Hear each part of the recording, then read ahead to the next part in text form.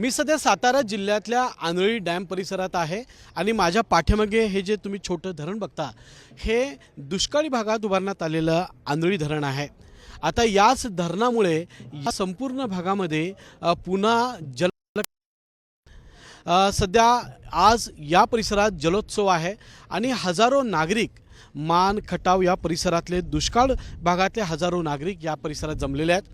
आपण जाणून घेणार आहोत त्यांच्या भावना की आंधळीमध्ये कृष्णेचं पाणी आल्यामुळं आता इथं जलक्रांती कशा पद्धतीने होणार आहे। गेल्या 50 वर्षांची प्रतीक्षा आणि 27 वर्षांचे प्रयत्न कसे आता फलदायी ठरलेले आहेत आणि या नागरिकांच्या जीवनामध्ये हे पाणी किती महत्त्वाचं आहे हे आपण जाणून घेण्याचा प्रयत्न करणार आहोत। माझ्यासोबत मान तालुक्यातले स्थानिक नागरिक आहेत। आज खरं तर इथं जलोत्सव आहे, मोठा उत्सव तुम्ही करताय, एवढा आनंद होण्याचं कारण काय? आतापर्यंत आमचा हा भाग पूर्ण मान खटाव हा दुष्काळी भाग होता। आमचे आमदार जयकुमार गोरेभाऊ यांनी जे जनतेला 2009 साली आल्यापासून जे पाण्याचं स्वप्न दावलं होतं ते आज प्रत्यक्ष सत्यात उतरत आहे। त्यासाठी आज संपूर्ण मानवासी आम्ही हा आनंदोत्सव साजरा करण्यासाठी या ठिकाणी सर्वजण आनंदाने उत्स्फूर्तपणे आलेलो आहे। आम्हाला आमच्या 5वीलाच हा दुष्काळ पुजलेला होता, परंतु ते भावने सत्यात उतरून आम्हाला आज पाण्याचं जे आतापर्यंत ज्या मागच्या जुन्या राजकारण्यांनी जे फसवलं होतं ते स्वप्न भावने आज पूर्ण केलेलं आहे। त्यामुळे आम्ही सर्व मानवासी आज या कार्यक्रमासाठी उत्स्फूर्तपणे आलेले आहे। आमचं भविष्य पूर्ण पिढी याच्यामुळे सर्व आनंद सुखकार होणार आहे अशीच आमची सर्वांची आनंदाची भावना आहे। काय सांगाल, गेली 40-50 वर्ष तुम्ही बघितलं असाल की पाण्यासाठी तुमचे हाल झालेले आहेत, कशा पद्धतीनं ते हाल होते? गेली 40-50 वर्ष आम्ही पाणी ह्या दिवसात दुष्काळात फक्त टँकरमध्येच बघितलेलं होतं।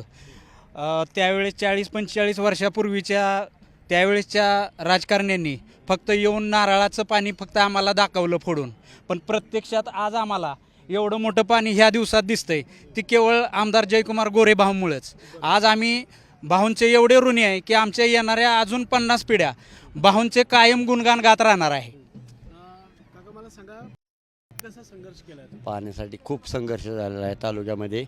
अलग लक्षामध्ये खूप वल्गना, खूप काय भानगडी याच्या 63पासून का 73पासून हे चालू आहे।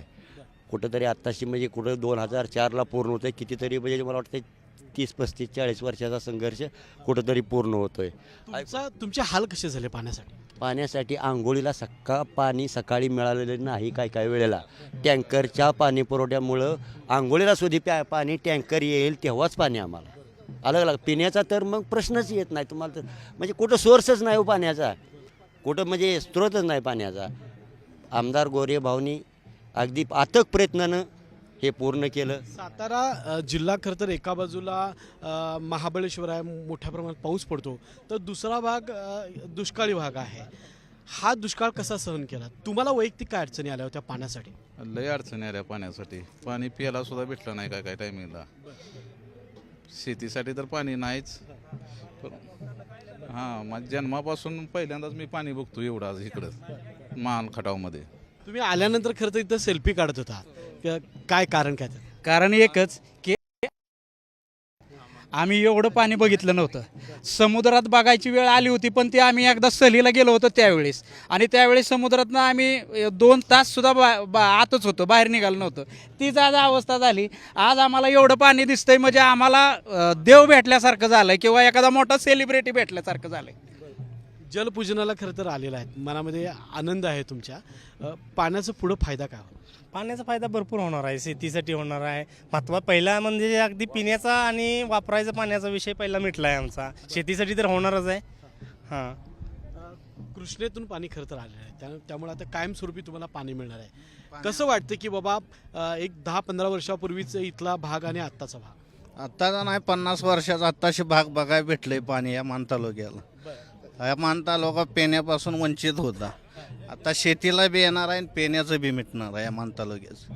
मान तालुक्याचा खरं तर उल्लेख अनेक कवी असतील, लेखक असतील यांनी दुष्काळग्रस्त म्हणून केलेला आहे, पाण्यासाठी आसुसलेला, तहानलेला असा केलेला आहे। राज्यकर्त्यांनी सुद्धा अशाच पद्धतीनं केलं होतं, खरंच तसा राहिलाय का मान? राज्यकर्त्यांनी तर घोषणा केली की पृथ्वीच्या अंतापतूर या मान खटावला पाणी मिळणार नाही. महाराष्ट्राचे आदरणीय पवार साहेबांनी तर सांगितलं होतं या मान तालुक्याला अंतापतूर पाणी मिळणार नाही, परंतु ते स्वप्न आमदार जयकुमार गोरेभाऊ यांनी ते आज प्रत्यक्षात पूर्ण केलेलं आहे. त्यामुळं आज मान तालुक्यामध्ये दिवाळी दसरा हा सण साजरा केल्याप्रमाणे आम्ही आज हा दिवस साजरा करतोय. शेती आहे का तुमची? किती आहे? 2 हेक्टर 2 हेक्टर. 2 एकर आहे. काय पिकवतं त्यामध्ये? काय आता बाजरी हो असलंच काहीतरी पाणी नसल्यामुळे की पाणी नसल्यामुळं आता तर पाणी आलेलं आहे, इथून पुढे कसं नियोजन? आता सुधारणा करणार, होणार सुधारणा. ऊस येणार का इकडे? ऊस येणार की बरं. ऊसासाठी जी भावनी प्रयत्न केलेला आहे. आमचे आमदार फार देवासारखे आहेत आणि देऊनच खटावून मानला मिळालेत. कृष्णासारखं त्यांचा या जन्म झाल्यागत आम्हाला तर वाटतंय.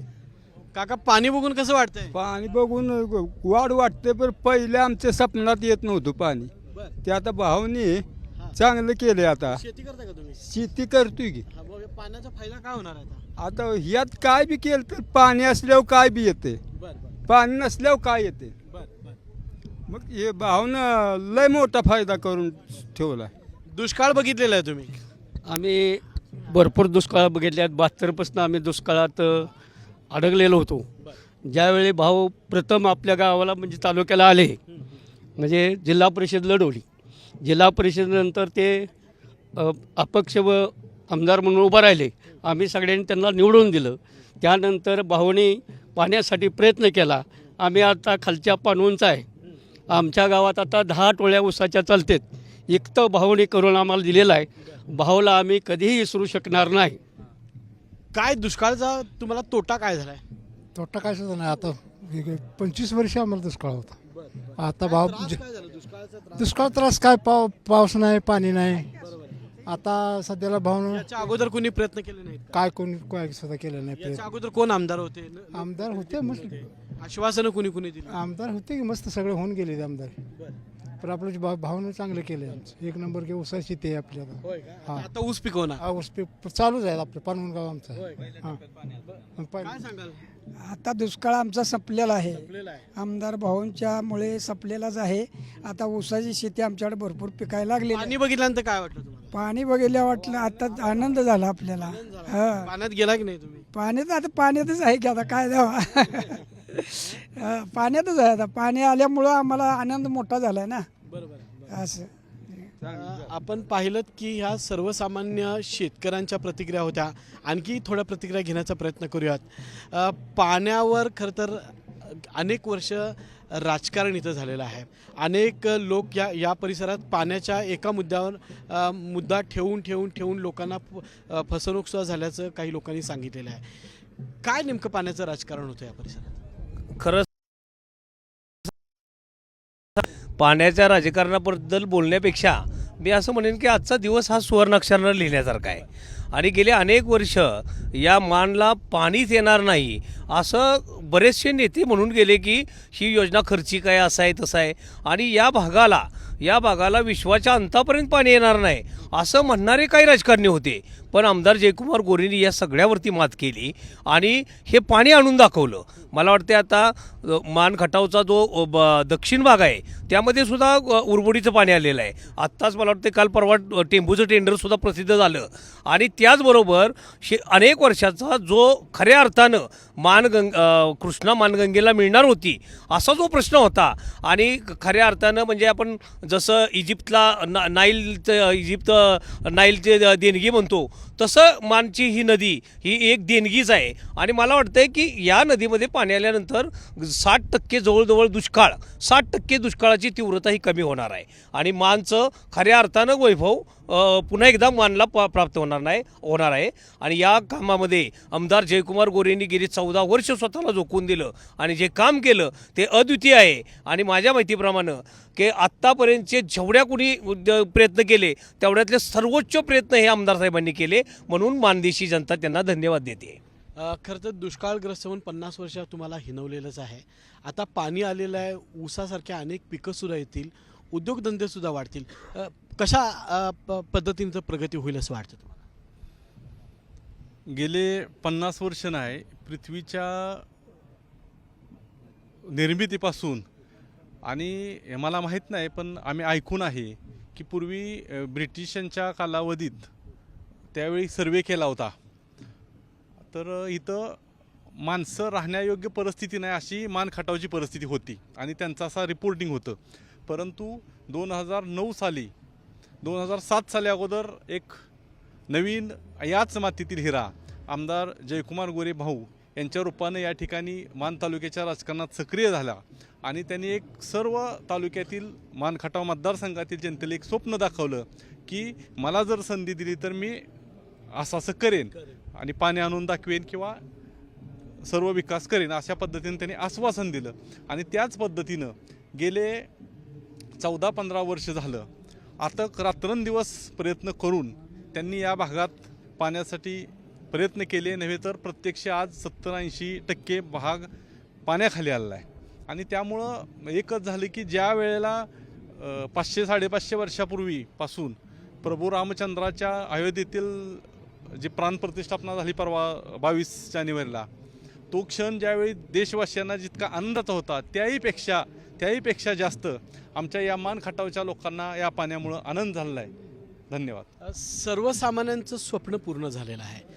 निमित्त फक्त जयकुमार जरी असले, गोरेसाहेब जरी असले, तरी सर्वसामान्यांच्या चेहऱ्यावरचा जो आनंद आहे तो सध्या आपल्याला दिसतोय. काय सांगा? खरं सांगायचं तर जयकुमार गोरेंना जेवढा आनंद झाला आहे त्याच्यापेक्षा जास्त सर्वसामान्य लोकांना आनंद झाला आहे. कारण जयकुमार गोरेंना म्हणजे तेवढी पाण्याची किंवा तेवढी हे करायची काही आवश्यकता नव्हती, पण मानमधल्या जनतेला फार पाण्याची आवश्यकता होती. आणि आज खरं पाहिलं तर जयकुमार आणि मी म्हणजे माझे बंधू आहेत आणि मानमध्ये आम्ही ज्यावेळी राजकारणात यायच्या अगोदर इकडे जेव्हा आम्ही बाहेरून मानमध्ये यायचो त्यावेळी गाडीमधून आम्ही आलो तर पूर्ण घरी पोचल्यानंतर असं वाटायचं की अरे आपण कुठेतरी आलो आहे. आणि जेव्हा मानमध्ये आलो की आम्हाला कळायचं की मानमध्ये आलो आहे आता धूळ. आणि घरी आल्यानंतर आम्हाला ते सगळं आंघोळ करायला लागायची. आज अशी परिस्थिती आहे की म्हणजे इकडं आल्यानंतर असं वाटतं की साताऱ्यातच आपण पोचलो आहे किंवा एक कृष्णेच्या खोऱ्यात पोचलो आहे असं वाटतं आहे. तर हा आनंद म्हणजे आम्हालाही आहे, जनतेलाही आहे आणि पूर्ण म्हणजे मान तालुका आज आनंदी आहे. आपण पाहिलं की पाणी आल्यामुळं गेली 50 वर्षाहून दुष्काळग्रस्त म्हणून जो भाग होता त्या भागाचं स्वप्न किंवा त्या भागाची तहान पूर्ण झालेली आहे. हे निळं क्षार तुम्ही जे पाणी बघता हे सातारा जिल्ह्यातल्या मान तालुक्यातील हा जो छोटा डॅम आहे या डॅममध्ये कृष्णेचं पाणी आलेलं आहे आणि या पाण्यामुळं निश्चितच या परिसरामध्ये जलक्रांती होणार हे मात्र निश्चित आहे. कॅमेरामन सचिन सावंतसोबत मी रणजित माजगावकर, साम TV, सातारा, मान. देश विदेशातील प्रत्येक घडामोडींचे लाईव्ह अपडेट मिळवण्यासाठी आता साम टीव्हीच्या सर्व सोशल मीडिया प्लॅटफॉर्मला लाईक, फॉलो आणि सबस्क्राईब करा. तसंच सर्व नोटिफिकेशनसाठी बेल आयकॉन प्रेस करायला विसरू नका.